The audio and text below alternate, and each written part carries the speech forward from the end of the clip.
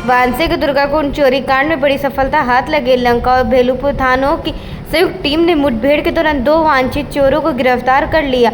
मुठभेड़ लोटूबीर पुल के पास हुई, जहां चोरों ने पुलिस पर फायरिंग की, लेकिन जवाबी कार्रवाई में एक आरोपी घायल हो गया, जिसमें ट्रॉमा सेंटर में भर्ती कराया गया। पकड़े गए चोरों के पास से तमंचा, कारतूस और लोहे के रम्मे में बरामद किए गए। गिरफ्तार आरोपियों में गढ़वा घाट निवासी सचिन रावत और भगवानपुर निवासी समीर सोनकर शामिल है, जो पहले से ही भेलूपुर थाने में दर्ज चोरी की केस में वांछित था।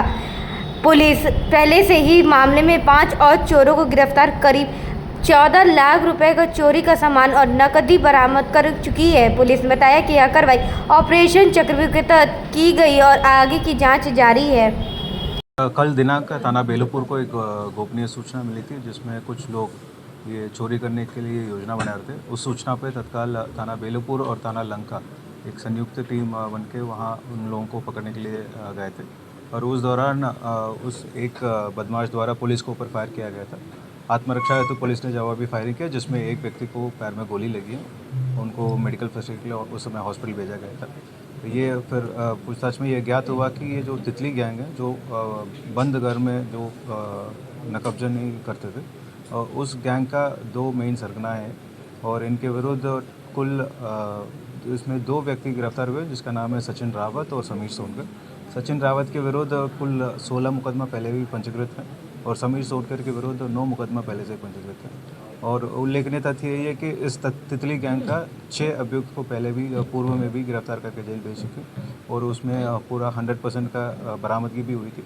और इस बार जब इनको पकड़ने की कोशिश की है, उस समय दूसरा जगह पे घटना करने के लिए प्लान किए थे। उस समय जो सामान है, जो तोड़ने के लिए थाला तोड़ने के लिए जो भी सामग्री है, वो भी बरामद हुई है, और साथ ही साथ इनका 315 का एक कट्टा भी बरामद हुई है। और ये इनके विरुद्ध और पूरे गैंग के विरुद्ध 107 BNS के तहत जो अपराध से अर्जित संपत्ति की अटैच किया जाएगा, और बाकी इन पूरे गैंग के विरुद्ध गैंगस्टर एक्ट के तहत कार्रवाई भी सुनिश्चित की जाएगी। क्या ये वाराणसी में ही चोरी घटना को अंजाम देती है या अन्य जिलों में? ये अब तक की पूछताछ में पता चला कि ये अधिकतर वाराणसी का ही घटना करते थे, और ये दोनों थाना लंका के रहने वाले हैं। और उल्लेखनीय तथ्य ये कि इनके विरुद्ध पूर्व में भी गैंगस्टर एक्ट की कार्रवाई की गई है, और इसके बाद भी ये घटना कर रहे हैं, और ये इस बार ये 107 BNS के तहत भी कार्रवाई सुनिश्चित की जाएगी। और भी सदस्य हैं इस गैंग में, क्या कुछ पता चला है क्या?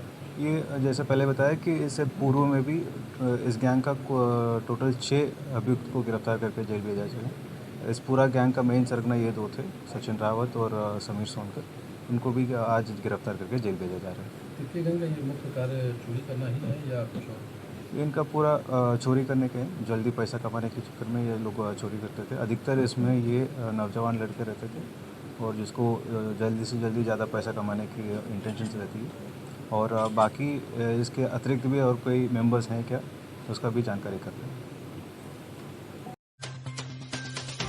वाराणसी में देश का पहला अर्बन रोपवे शुरू होने जा रहा है, जिसकी पहली सेक्शन का ट्रायल 14 जुलाई से शुरू हो चुका है। यह ट्रायल 1 महीने तक चलेगा, जिसमें ऑस्ट्रेलिया की इंजीनियरों की team 90 gondola, motor cable, braking और सेफ्टी सिस्टम की जांच कर रही है, ताकि संचालन पूरी तरह सुरक्षित रहे। पहला सेक्शन कैंट से रथ यात्रा तक है, जिसमें 3 स्टेशन कैंट, विद्यापीठ और रथ यात्रा बन रहे हैं। दूसरा सेक्शन रथ यात्रा से गदौलिया तक है, जहां भी तेजी से काम चल रहा है। पूरी सिस्टम तैयार होने के बाद 1.5 से 2 मिनट एक गोंडला चलेगा, और 1 घंटे में करीब 6000 लोग दोनों दिशा में यात्रा कर सकेंगे। गदौलिया से कैंट स्टेशन पहुंचने में सिर्फ 16 मिनट लगेंगे, और 148 ट्रॉली कारें दिन भर 16 घंटे चलेगी। रोपवे न सिर्फ सफ़र को आसान बनाएगा, बल्कि शहर को प्रदूषण मुक्त भी बनाएगा।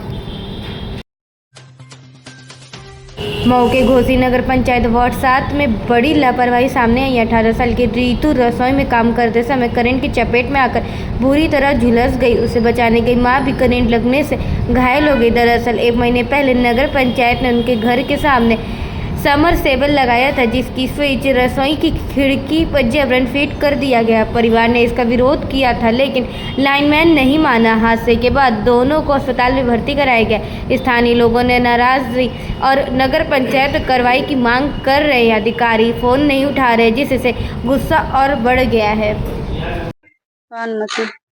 किस वार्ड की निवासी है? 7 वाट को। क्या मामला हुआ था, क्या हुआ था, कैसे करंट लग गया था आपकी लड़की को? वो जंगला पकड़ ली, वही जंगला में धइलस। किस चीज से लगा था करंट? यही संसेपुल वाला से। कौन गड़ा है यहाँ का मतलब? बुदन गड़ौले हैं। नगर पंचायत से गड़ा? हाँ। कहाँ भर्ती कराई थी? यही जना फैमिली वाला में। कोई आया था नगर पंचायत से? ना। इलाज वहीं चल रहा है अभी? हाँ, बहन वही से इलाज। किस दिन की घटना है? परसों को। ये कौन लाइनमैन जोड़ा था जंगले में? अब हम के ना, हम ना आ रहा, हम ना आ रहा। अच्छा, नगर पंचायत से लोग आए थे? हाँ। मऊ में जिला बार एसोसिएशन के तत्वाधान में निःशुल्क नेत्र प्रशिक्षण शिविर का आयोजन किया गया। इसका शुभारंभ जिला बार एसोसिएशन के अध्यक्ष प्रमोद कुमार सिंह पालीवाल ने किया। इस शिविर में वकीलों के साथ आम जनता ने भी अपनी आंखों की जांच कराई। डॉक्टर मोहम्मद फहीम ने बताया कि आंख ठीक होगी तो जिंदगी ठीक चलेगी, इसलिए ऐसे निःशुल्क कैंप जरूरी है। वकीलों ने इस पहल की तारीफ की और कहा कि इससे जनता को भी बड़ा लाभ मिलेगा। ऐसी सेवाएं लोगों की ज़रूरत है और सबको इसका फ़ायदा उठाना चाहिए।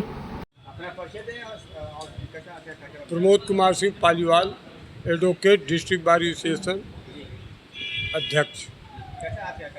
आज का कार्यक्रम जो है अपने में अधिवक्ता बंधुओं का जो है आँख फ्री में जो है आँख चेकअप होगा स्वास्थ्य के लिए, और सारे मशीन उपकरण लगे हुए हैं और सभी अधिवक्ता उत्साहित हैं अपना जो है आँख चेक कराने के लिए। सब इसमें जो है व्यवस्था है, अपना मतलब कुछ जो दाम रहेगा उसमें से कम जी वो जो है अपना जितना मिनिमम में कम दाम में जो होगा वो सुविधा कराएंगे सारी। नहीं, बाहर का भी आ जाएंगे वो भी चेक करा सकते, कर्मचारी भी करा सकते हैं। आप चाहें तो खुदे मैं पहले मैं यही बता दिए होते तो मैं पहले आप ही का आप चेक करा दिया होता।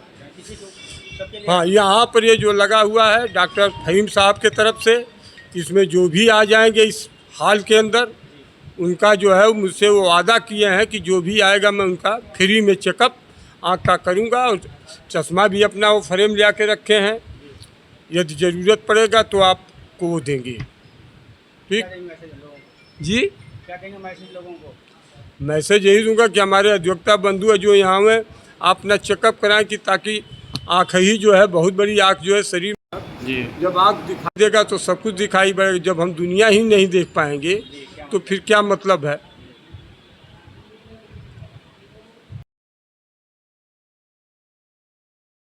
एडवोकेट हैं, इनका भी आँख चेक हो गई है, ठीक, क्योंकि थोड़ा इनको धुंधला उम्र के हिसाब से लगता है। और ये इकबाल साहब हैं, ठीक, इनका भी चेकअप हुआ है तो ठीक हैं लोग। तो हमारे अधिवक्ता बंधु बहुत ही उत्साहित हैं और अपना जो है अपना चेकअप करा रहे हैं, इसी में समय दे देते हैं।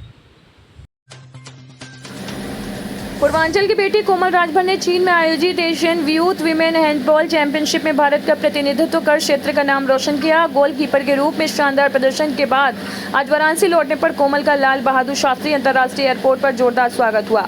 ढोल नगाड़ों के बीच कोमल के स्वागत में 50 से अधिक 4 पहिया वाहन और 60 मोटरसाइकिलों का जुलूस बाबतपुर से उनके विद्यालय तक निकला। रास्ते भर पुष्प वर्षा की गई और जोशो खरोश के साथ लोगों ने कोमल का सम्मान किया। विकास इंटर कॉलेज पहुंचने पर छात्राओं ने आरती उतारी और मिठाई खिलाकर जश्न मनाया।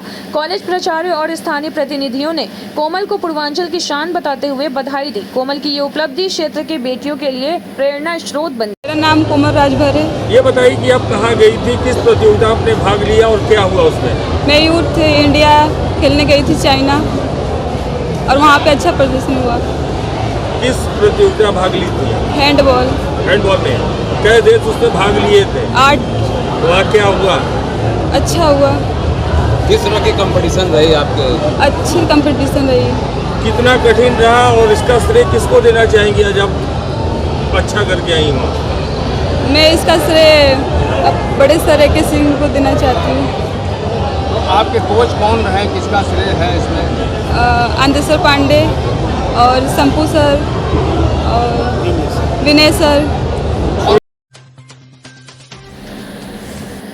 वाराणसी स्थित IMA BHU का अस्थि रोग विभाग VOA के सहयोग से 1 से 3 अगस्त 2025 तक 3 दिवसीय स्नातकोत्तर अनुदेशात्मक पाठ्यक्रम UPOA PG ICL 2025 का आयोजन कर रहा है।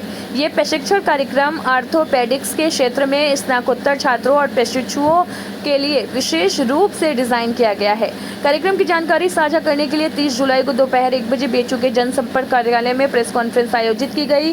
कार्यशाला में नैदानिक मामलों की प्रस्तुति, viva, mock drill, radiology, orthotics, prosthetics और आर्थोपेडिक उपकरणों का व्यावहारिक प्रशिक्षण दिया जाएगा। देश भर के विशेषज्ञ इसमें शामिल होकर ज्ञान साझा करेंगे।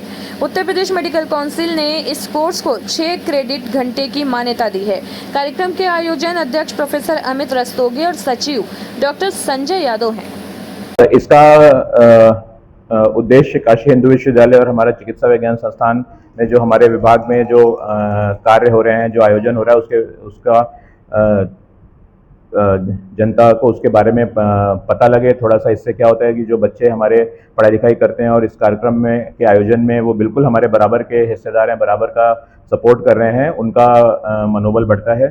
प्रदेश से जो डॉक्टर्स, जो जूनियर डॉक्टर्स जो ट्रेनिंग करने वाले प्रदेश और प्रदेश के बाहर के जो यहाँ आते हैं और जो सीनियर डॉक्टर्स भी बाहर के आते हैं, उससे ज्ञान प्रवाह होता है, नॉलेज का आदान प्रदान रहता है, जिससे हमारा अनुभव भी बढ़ता है। तो जूनियर फैकल्टीज नवीन और प्राचीन दोनों का एक संगम रहता है। काशी हिंदू विश्वविद्यालय की ज्ञान और चिकित्सा के क्षेत्र में एक लंबी परंपरा रही है, तो उसी परंपरा को आगे बढ़ाने में ये एक कार्यक्रम है। हमने इससे आज से 5 साल पहले 2019 में भी इस कार्यक्रम का सफल आयोजन किया था, जिसमें मेरे कलीग डॉक्टर शिवम सिन्हा ने उस कार्यक्रम को सफल बनाया था। तो ये उसी कड़ी का अगला कार्यक्रम है, जिसकी जिम्मेदारी मुझे बतौर सचिव दी गई है और मेरे साथ ऑर्गेनाइजिंग चेयरमैन हमारे विभाग के वरिष्ठ प्रोफेसर अमित रस्तोगी उसके ऑर्गेनाइजिंग चेयरमैन है।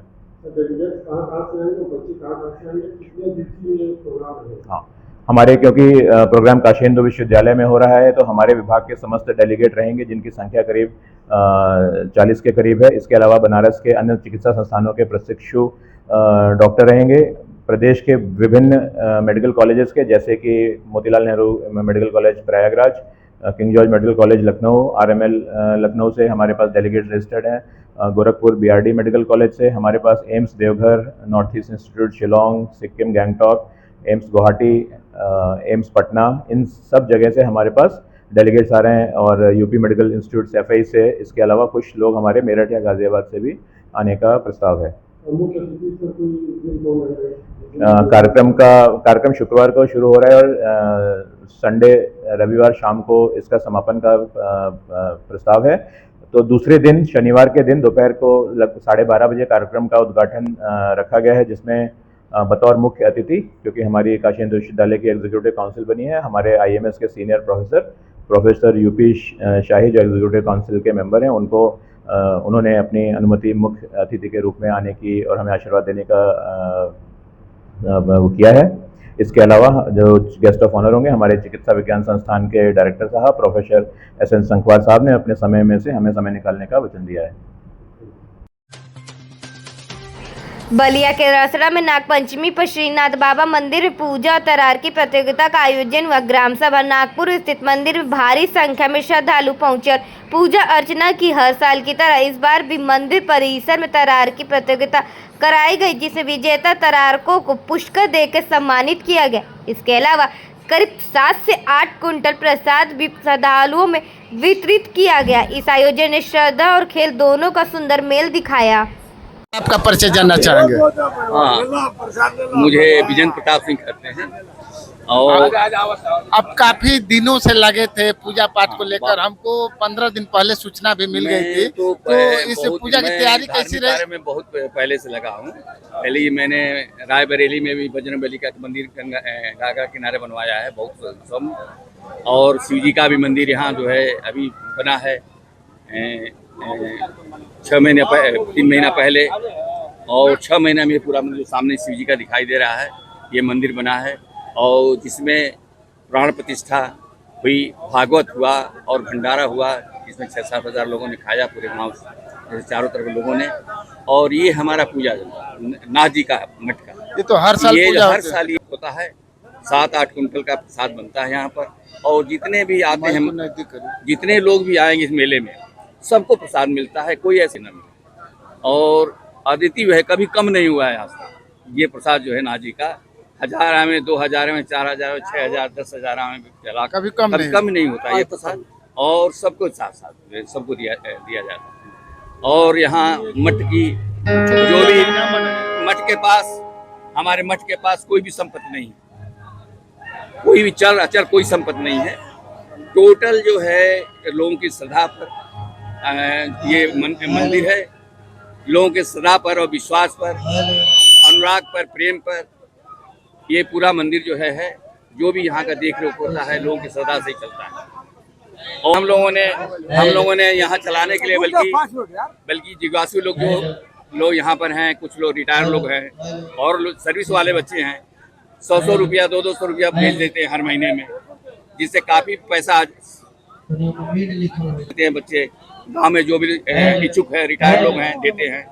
और उससे जो है एक अच्छा धन इकट्ठा हो जाता है, जिससे यहाँ का पूजा पाठ अर्चना मेंटेनेंस चलता रहता है। जी, धन्यवाद कभी सर। भिक्षा नहीं मांगी। धन्यवाद सर। उधर माइक वाले लोगों को दीजिए।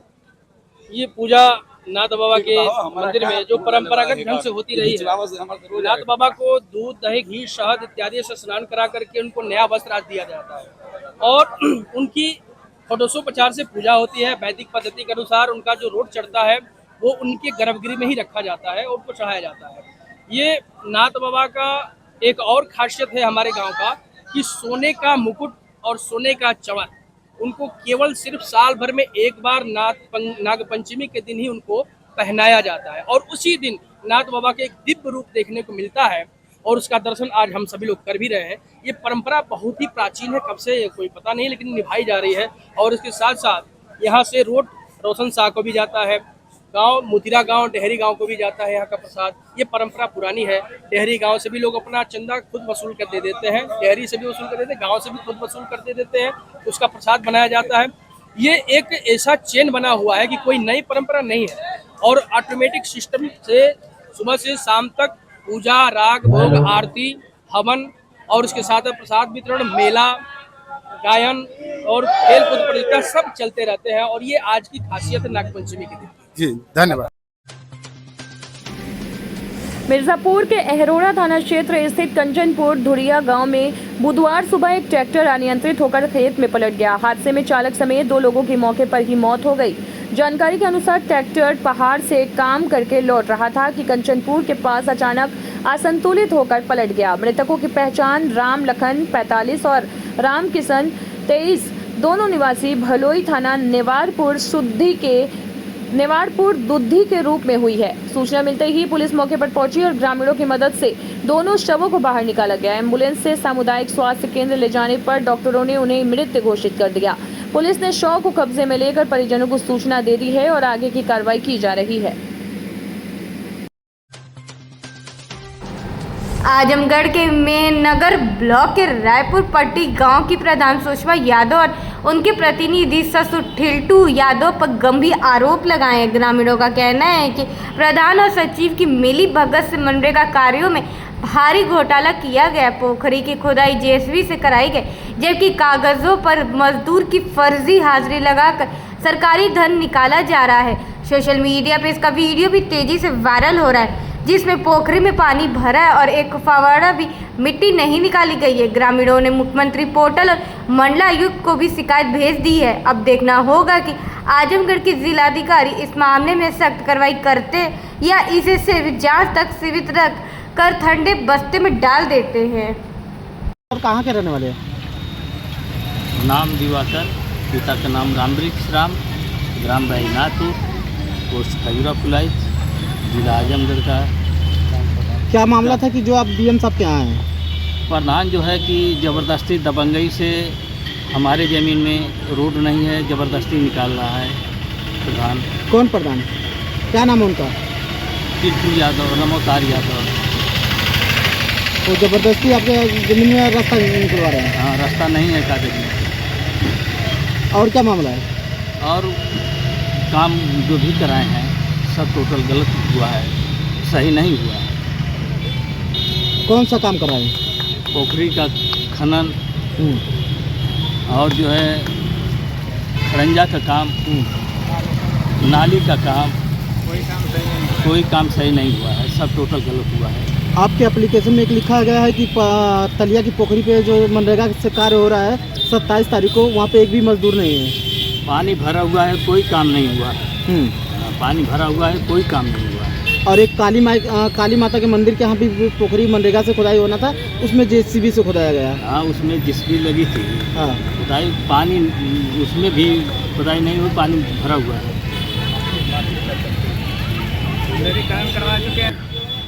डीएम साहब के यहाँ बोले हैं कि डीएम साहब जो भी काम हुआ है उनके कार्यकाल में सब गलत हुआ है। डीएम साहब आपसे क्या बोले? डीएम साहब ने कार्रवाई का आश्वासन दिया।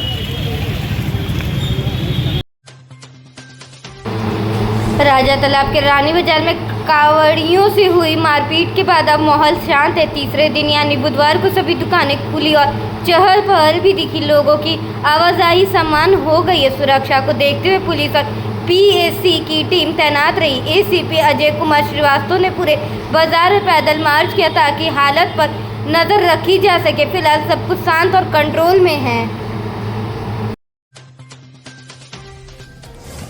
ऑपरेशन सिंदूर की सफलता पर प्रधानमंत्री नरेंद्र मोदी को बनारस की मुस्लिम महिलाओं ने राखी भेजकर समर्थन जताया।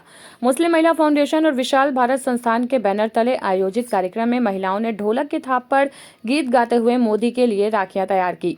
महिलाओं ने टिक्की, सितारा और किरण से सजाकर खुद हाथों से राखी बनाई और मोदी की देशभक्ति और महिलाओं के सुरक्षा के लिए आभार जताया। मुस्लिम महिला फाउंडेशन के अध्यक्ष नाजनीन अंसारी ने कहा, मोदी ने बहनों के सिंदूर की रक्षा की, 3 तलाक खत्म कर सम्मान दिलाया। विशाल भारत संस्थान की महासचिव डॉक्टर अर्चना भारतवंशी ने मोदी को सच्चा भाई बताया।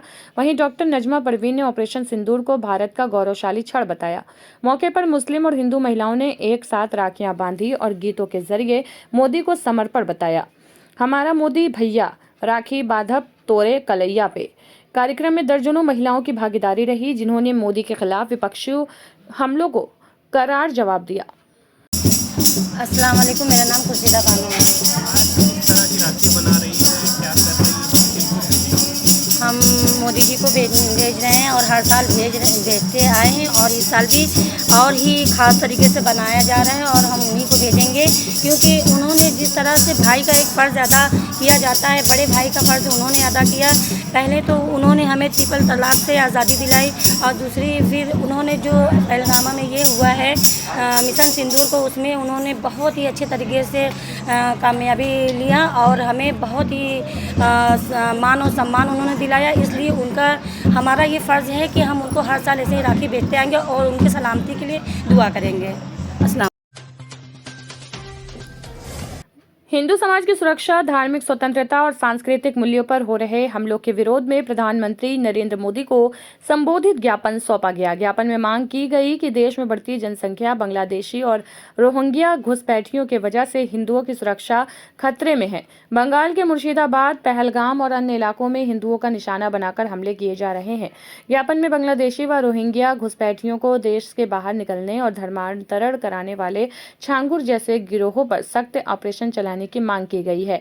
ज्ञापन में यह भी कहा गया कि बहुसंख्यक हिंदू समाज अपने पर्व, परंपरा, अस्तित्व को लेकर संकट में है, अतः केंद्र सरकार को इस पर गंभीरता से कार्यवाही करनी चाहिए। अर्जुन कुमार मौर्य, प्रांत महामंत्री, राष्ट्रीय बजरंग दल काशी प्रांत।